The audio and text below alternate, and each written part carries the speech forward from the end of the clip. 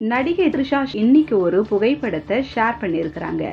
அத சிலர் மாஃப் பண்ணி பின்னாடி இருக்கிற போட்டோ ஃப்ரேம்ல விஜய் த்ரிஷா பிக் வச்சு இதுதான் த்ரிஷா ஷேர் பண்ணது அப்படின்ட்டு பரப்பிட்டு வராங்க பாருங்களேன். அந்த பிக் பார்க்கறதுக்கு அப்படியே தத்ரூபமா ஒரிஜினலா விஜய் த்ரிஷா இருக்கிற மாதிரியே இருக்குது.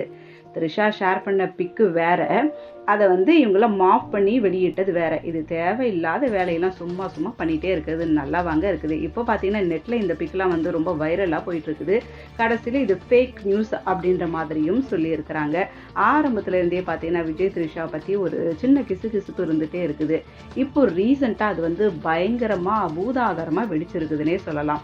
நடுவில் சுச்சி வேற கொஞ்சம் கிளப்பி விட்டுட்டாங்க. இதில் அவங்க பார்ட்டுக்கு அவங்கவுங்க வேலையை பண்ணி இதை பெரிய விஷயம் ஆக்கிட்டாங்க.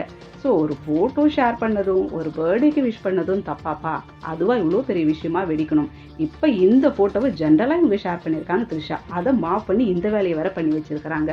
ஸோ பார்க்கலாம் இதுக்கு எப்போ தான் முடிவு வரப்போகுது அப்படின்ட்டு. ஓகே, நான் இப்படி நிறைய விஷயங்களை அப்பப்போ ஷேர் பண்ணிக்கிறேன். அதுக்கு நீங்கள் எங்களோட க்ரானிக்கல் தமிழோட இணைந்திருங்கள்.